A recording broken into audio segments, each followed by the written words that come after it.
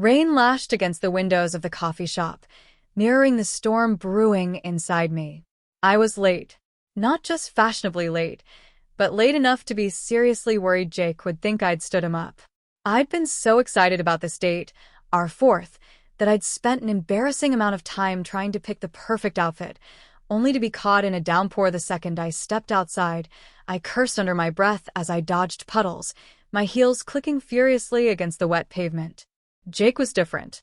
He wasn't like the guys I usually dated, the brooding artists, the sarcastic musicians, the commitment phobes who ran for the hills at the first sign of anything resembling a serious relationship. Jake was normal. Refreshingly so.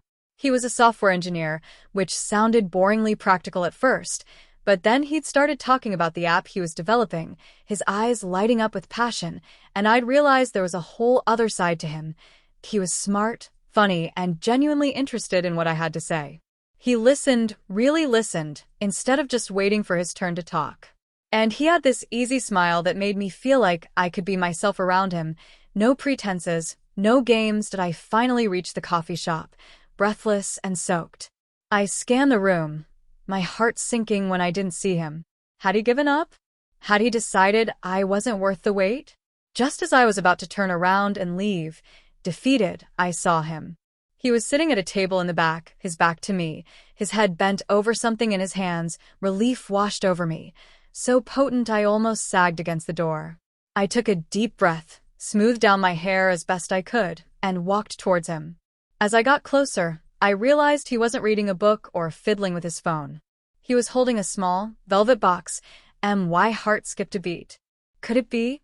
No, I told myself, don't get ahead of yourself. It could be anything.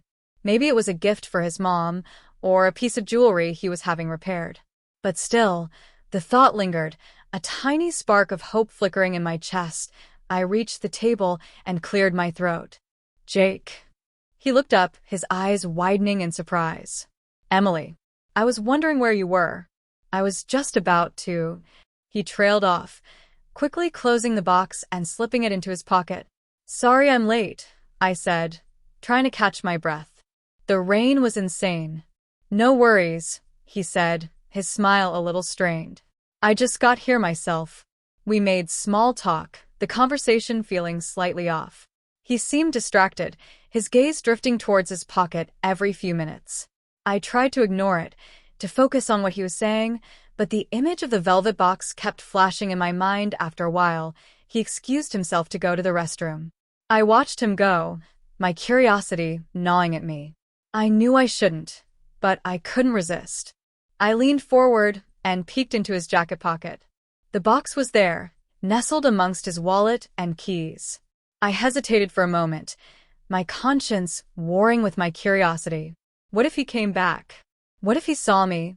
But the temptation was too strong. I reached into his pocket and pulled out the box. It was small and light, and I could feel something inside, something that felt suspiciously like a ring. I flipped it open, my breath catching in my throat. Inside, nestled on a bed of white satin, was a ring. It was beautiful, a delicate silver band with a small diamond.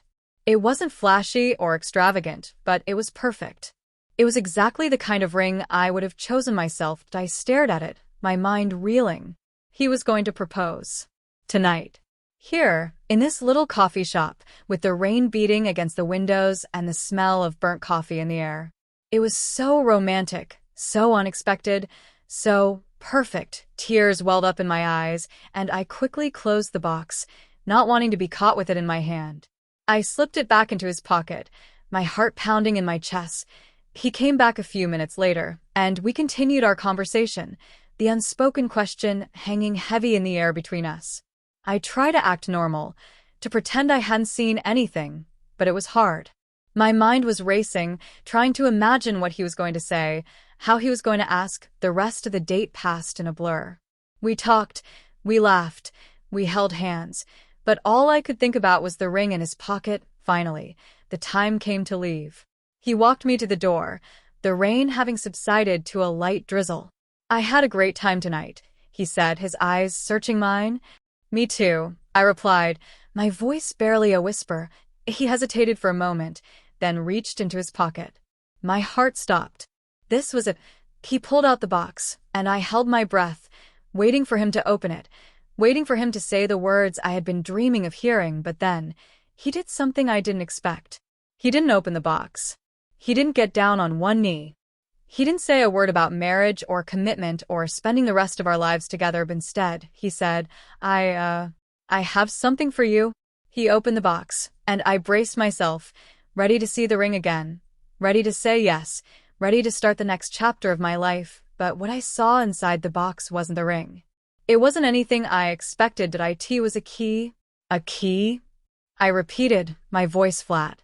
I stared at the ornate silver key in his open palm, confusion swirling in my mind. It was beautiful, no doubt, with intricate carvings and a small, almost imperceptible J etched into the side. But it wasn't what I was expecting. It wasn't what I wanted. Yeah, Jake said, a nervous laugh escaping his lips. It's a key. I can see that, I said, trying to keep the disappointment from creeping into my voice. But what's it for? He hesitated, his gaze darting away from mine. It's for my apartment, he said finally. I was thinking maybe you'd like to have a key. My heart sank. A key to his apartment? That was it. After all that build-up, all that anticipation, he was just giving me a key? It felt underwhelming. Disappointing. Oh, I said, forcing a smile.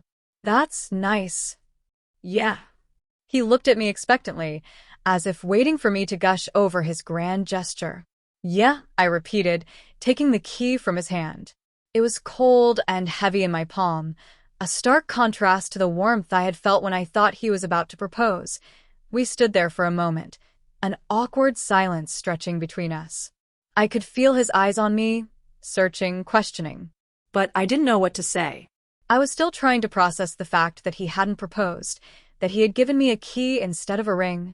Well, he said finally, breaking the silence. I should get going. I have an early meeting tomorrow. Right, I said. Me too. We said our goodbyes, a quick hug that felt perfunctory, and then he was gone.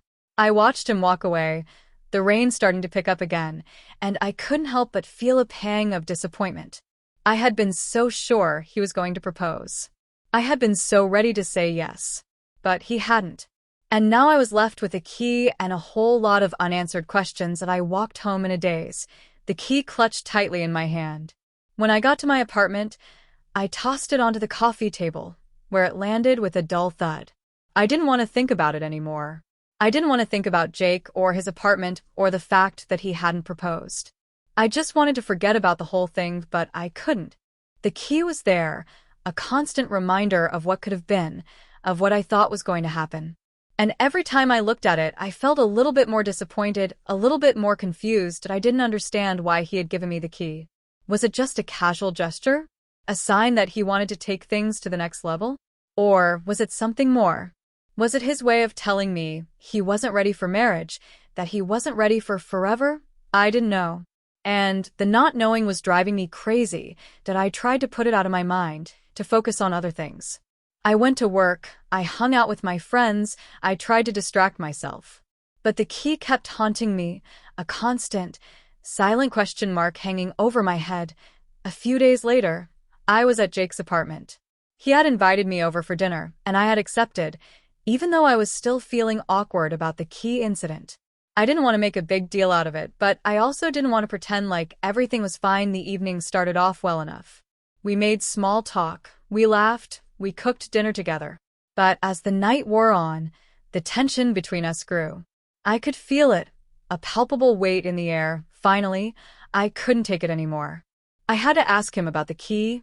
Jake, I said, my voice trembling slightly. About the other night, the key, he stiffened, his smile faltering. Yeah, what was that about? I asked, my heart pounding in my chest. Why did you give me a key? He looked at me for a long moment, his eyes unreadable. Then he sighed. Emily, he said, his voice low. I need to tell you something. My breath hitched. This was it. Whatever it was coming now. What is it? I asked, my voice barely a whisper. He took a deep breath, as if gathering his courage. I have a confession to make. My mind raced, trying to imagine what he could possibly confess. Was he seeing someone else? Was he married? Was he a secret agent? What is it? I repeated, my voice shaking now. He looked at me, his eyes filled with a strange mix of emotions. I'm not who you think I am, he said, my eyebrows furrowed in confusion. What do you mean? I'm not a software engineer, he said. I'm not even Jake. My head started to spin. I didn't understand what he was saying. Who are you then? I asked, my voice trembling. He hesitated for a moment, then took another deep breath. My name is Michael, he said. And I'm your uncle. The words hung in the air between us, heavy and suffocating. Uncle. The word echoed in my mind, bouncing around like a trapped bird, desperate to escape. I stared at him, at Michael, my mind reeling, trying to reconcile the man I had fallen for with the stranger who now stood before me. Uncle. I finally managed to choke out, the word tasting like ash in my mouth. What are you talking about? He sighed, running a hand through his hair, a gesture I had once found endearing, now seemed foreign, almost threatening. It's a long story, he said, his voice laced with regret. One I should have told you a long time ago. Tell me now, I demanded, my voice trembling with a mixture of fear and anger. Tell me everything. He nodded, his gaze dropping to the floor. My name isn't Michael, he began. It's James. James Miller. And I'm your mother's brother. I felt a wave of dizziness wash over me. I sank into the nearest chair, my legs suddenly feeling like jelly. My mother's brother? I repeated, the words feeling strange and unfamiliar on my tongue. He nodded again, his eyes now filled with tears. I know this is a lot to take in, he said. But it's true. I'm your uncle. I stared at him, my mind struggling to grasp the reality of what he was saying. It was like something out of a movie, a soap opera twist that seemed too far-fetched to be real. But it was real. He was real. And he was my uncle. But how? I stammered, my voice barely above a whisper. How could this happen? How could you not tell me? He took a deep breath, as if preparing himself for the onslaught of questions he knew were coming. It's a complicated story, he said. One that involves a lot of pain and regret. He went on to explain, telling me a story of a troubled youth, a reckless mistake, and a family torn apart by secrets and lies. He told me about his sister, my mother, and how they had lost contact after a bitter argument years ago. He told me about how he had met me, completely unaware of our connection, drawn to me by a strange sense of familiarity that he now understood was the pull of blood. As he spoke, I listened, my mind numb, my heart aching. I couldn't believe what I was hearing. My whole life, everything I thought I knew about my family, was a lie. And the man I had fallen in love with, the man I had trusted, was the one who had perpetuated that lie. I don't understand, I said when he had finished, my voice flat. Why? Why didn't you tell me sooner? Why did you let it go this far? He looked at me, his eyes filled with pain. I was afraid, he said. Afraid of what you would think of me, afraid of how you would react. I know I made a mistake, a terrible mistake. But I care about you, Emily. I really do. I scoffed, the sound harsh and bitter. Care about me? You lied to me. You deceived me. How can you say you care about me after all that? He didn't answer, his gaze dropping to the floor once again. I could see the regret in his eyes, the weight of his actions pressing down on him. But it wasn't enough. It wasn't nearly enough. I need some time, I said, standing up and walking towards the door. I need time to process all of this. Emily, please, he said, his voice pleading. Don't go. Let's talk about this. Let me explain. I stopped at the door, my hand on the knob. I don't want to talk about it right now, I said, my voice cold. I need some time to myself. I opened the door and stepped out into the night, the rain now a gentle drizzle. I walked away from his apartment, away from him, my mind a whirlwind of emotions. I felt betrayed, confused, hurt. I didn't know what to think anymore. I didn't know who to trust. All I knew was that my life had just been turned upside down. And I didn't know if it would ever be the same again. The drive home was a blur. I barely registered the traffic lights, the honking cars, the rain that had started up again, mirroring the storm inside me. My mind was a chaotic mess, a jumble of emotions I couldn't quite decipher. Betrayal was there, sharp and stinging, along with confusion, disbelief, and a deep, aching sadness. But beneath it all, there was something else, something I couldn't quite name. I pulled into the garage, the automatic door closing behind me like a tomb sealing me off from the world. I sat in the car for a moment, the engine idling, the wipers swiping back and forth across the windshield. I didn't want to go inside. I didn't want to face the silence, the emptiness of my apartment, the weight of the secret I now carried, but eventually I knew I had to. I turned off the engine, stepped out of the car, and walked into the building. The elevator ride up to my floor seemed to take an eternity. I stared at my reflection in the mirrored walls, searching for some sign of recognition, some clue that would tell me who I was now, who I was in light of this new, devastating truth. But the face that stared back at me was the same as always, the same Emily, with her wide eyes and her slightly crooked smile. Only now, there was a shadow in those eyes, a hint of vulnerability that hadn't been there before. I reached my apartment, fumbled with the keys, and finally managed to unlock the door. I stepped inside, the silence greeting me like a physical presence. I walked into the living room, the key Jake had given me still lying on the coffee table, a stark reminder of everything that had happened. I picked it up, the cold metal, a stark contrast to the warmth I had felt when he first gave it to me. I stared at it for a moment, then threw it into the trash can, the sound echoing in the empty room. I sank onto the couch, my mind still racing, replaying the events of the evening over and over again. I thought about Jake, about Michael, about the man I thought I knew, the man who is now my uncle. I thought about his words, his confession, the story he had told me. It was a lot to take in, too much to process in one night that I didn't know what to do, who to turn to. My best friend, Sarah, was the obvious choice, but I didn't know if I was ready to share this with her yet. It was such a huge secret, so personal, so life-altering. I needed time to think, to sort through my feelings before I could talk to anyone about it. I spent the rest of the night in a daze, unable to sleep, unable to eat, unable to do anything but think. I thought about my mother, about the sister my uncle had told me about, the woman I had never known.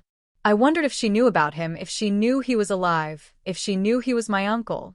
I wondered if she would want to know. The next morning, I woke up feeling exhausted, emotionally drained. I looked in the mirror, and the shadow in my eyes was even darker now, deeper.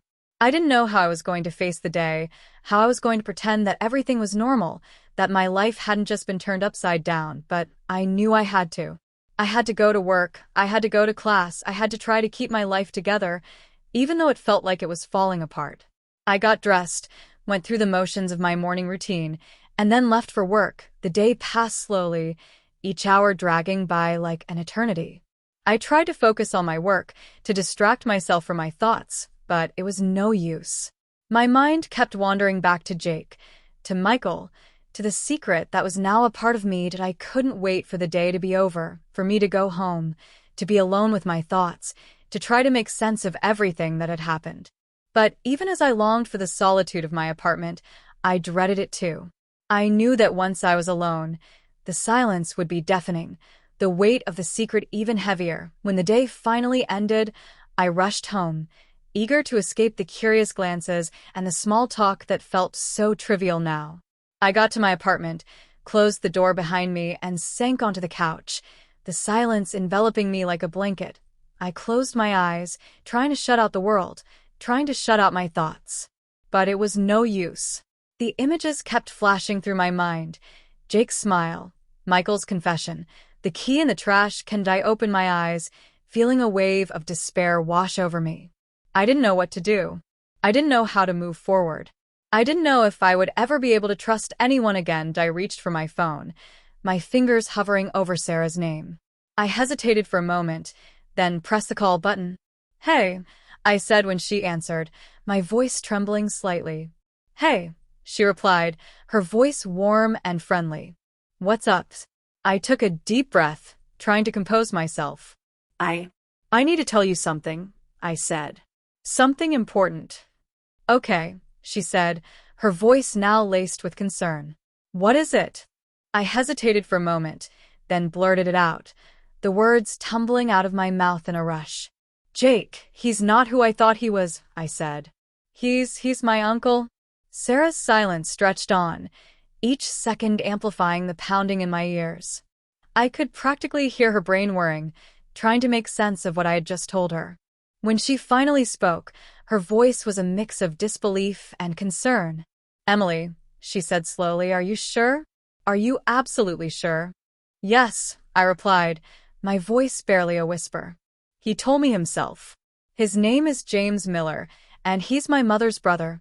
Another silence, this one even heavier than the last.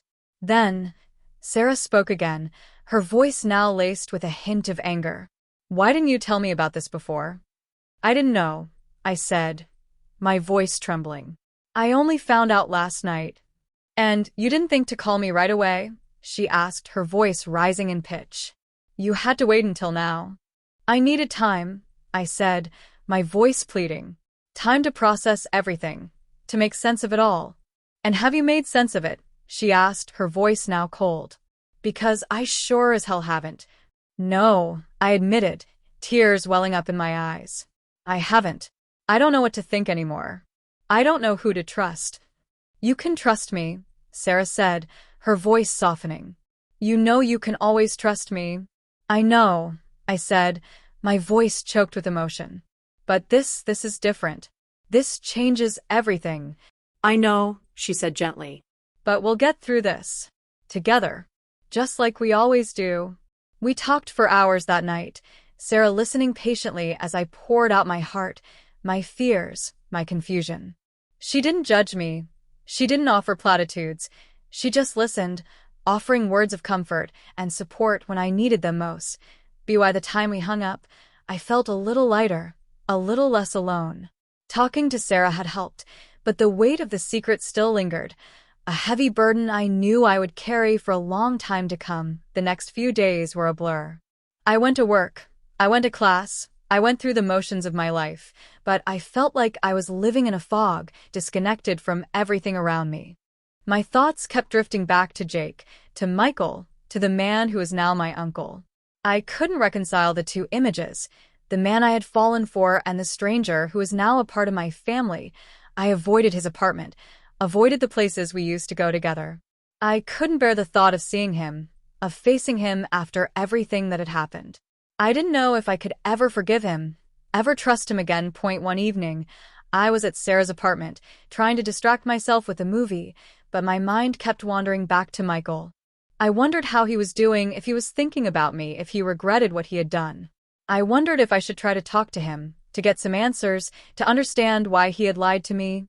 You know, Sarah said, breaking into my thoughts, you can't keep avoiding him forever. I know, I said, sighing. But I'm not ready. I don't know if I'll ever be ready. Maybe not, she said gently. But you can't let this consume you, Emily. You have to move on. You have to find a way to live with this. How? I asked, my voice filled with despair. How am I supposed to move on from this? I don't know, she admitted. But you'll figure it out. You always do. A few days later, I found myself standing outside Michael's apartment building. I hadn't planned on going there, but I couldn't stop myself. I needed to see him, to talk to him, to get some answers. That I took a deep breath and walked inside, the elevator carrying me up to his floor. I stood outside his door for a moment, my hand hovering over the doorbell. Then, I pressed it and I waited, my heart pounding in my chest. After a moment, the door opened, and Michael stood before me. He looked tired, his eyes filled with a sadness that mirrored my own. Emily, he said, his voice barely a whisper. Can we talk? I asked, my voice trembling slightly. He nodded, stepping aside to let me in. We went inside, the silence between us heavy and uncomfortable. We sat on the couch, neither of us speaking for a long moment. Finally, I broke the silence. Why? I asked, my voice trembling with emotion. Why did you lie to me? He looked at me, his eyes filled with pain. I was afraid, he said softly. Afraid of what you would think of me, afraid of how you would react. And you thought lying to me was the best way to handle it? I asked, my voice rising in pitch. You thought deceiving me was the right thing to do? No, he admitted, his voice barely above a whisper. I know I made a mistake. A terrible mistake. A mistake. I repeated, my voice laced with sarcasm. You call what you did a mistake? You lied to me about everything. You pretended to be someone you're not. You betrayed my trust. I know, he said, tears welling up in his eyes. And I'm so sorry. I'm so sorry. I looked at him, at the man who was my uncle, the man I had loved, the man who had broken my heart. I saw the pain in his eyes, the regret, the remorse. And in that moment, I knew that I couldn't hate him. I couldn't forgive him. Not yet, but I couldn't hate him either. I need some time, I said, standing up to leave. I need time to think about all of this. I understand, he said softly. Take all the time you need. I left his apartment, my mind still a whirlwind of emotions. I didn't know what the future held, what would happen between me and Michael, between me and my family. But I knew one thing for sure. I would never be the same again, did I understand. Here's a revised version of the ending, focusing on Emily's journey of self-discovery and healing, while keeping it within the requested word count and maintaining a sensitive approach. Epilogue: the world kept spinning, seasons changed, but mine had stopped. Michael's revelation, the truth about my uncle, shattered my reality. I felt lost, adrift. But slowly, I started picking up the pieces, rebuilding my life, forever changed. That I didn't see Michael for a long time. The silence was a chasm, filled with unspoken words and raw emotions. I wasn't ready to face him, maybe never. I focused on myself, my studies, my friends. Sarah was my rock, my confidant, the one who understood. She was always there, with a listening ear, a comforting hug, and silly jokes that made me smile. Therapy was daunting but invaluable. My therapist helped me untangle the mess of emotions, anger, confusion, grief. She helped me understand it wasn't my fault. I wasn't responsible for Michael's choices, his lies. Slowly, I healed. The pain lingered, a dull ache, but it didn't consume me. I learned to live with it, accept it as part of my story. That I thought about my mother, the sister Michael told me about, the woman I never knew. I wondered about her, her life, if she knew about Michael, if she'd want to know about me. After soul-searching, I decided to find her. It wasn't easy. I had little information, her name, and a vague description. But with a private investigator, I tracked her down. She lived in California. I wrote her a long letter, filled with everything I wanted to say. I told her about Michael, the revelation, the pain, the confusion. I told her about my life, my studies, my dreams. That I didn't know if she'd respond, if she'd want anything to do with me. But I had to try. Weeks later, I got a letter. It was from her. She'd read mine. She was shocked, heartbroken, overwhelmed. She had no idea Michael was alive, that he'd met me, that he was my uncle. She told me about her life, her struggles, her regrets. She'd always wondered about him, what happened to him. She'd love to meet me, to know me. We wrote regularly, sharing stories, memories, dreams. We talked on the phone, our voices hesitant at first, then warmer. Then I flew to California to meet her. It was strange, meeting her for the first time, this woman who was my mother. But as soon as I saw her, I knew. She was my mother. We were connected. We were family. That we spent a week together, talking, laughing, crying. We shared stories about our lives, our families, our hopes and dreams. We talked about Michael, the pain he caused, the love that lingered, a faint echo of what could have been. We didn't resolve everything, but we connected. We forged a bond that would last. When I left, I felt different. I was no longer the lost girl who fell for her uncle. I was Emily, a daughter, a niece, a friend, a student, a survivor. I was whole. I went back to New York, but I carried my mother's memory, a warmth in my heart. I didn't see Michael for years. But I thought about him, wondering how he was. Then I got a letter from him. He was living in another state, he was dying. He had cancer, it was terminal. He wanted to see me before it was too late. I didn't hesitate. I flew to see him, my heart filled with mixed emotions. He was frail, weak, his body ravaged by disease. But his eyes were the same, those kind eyes that once captivated me. We talked for hours, about everything and nothing. We talked about the past, the mistakes, the love that once bloomed between us, now tainted, twisted, but still there. We didn't resolve everything, but we said goodbye. And in that moment, I found peace, closure. He died weeks later. I didn't go to his funeral. I had said goodbye. I carried on, my heart filled with memories, both good and bad. I learned to live with the truth, accept it as part of my story. I found love again, with a man who knew my story, who accepted me, flaws and all. We built a life together, filled with love, laughter, and happiness. I never forgot Michael, the man who was once my lover, now part of my past. He was a chapter in my life, complex, painful, but a chapter nonetheless. And I wouldn't be who I am today without him. My life wasn't perfect. It was messy, complicated, sometimes painful. But it was mine. And I wouldn't trade it for anything.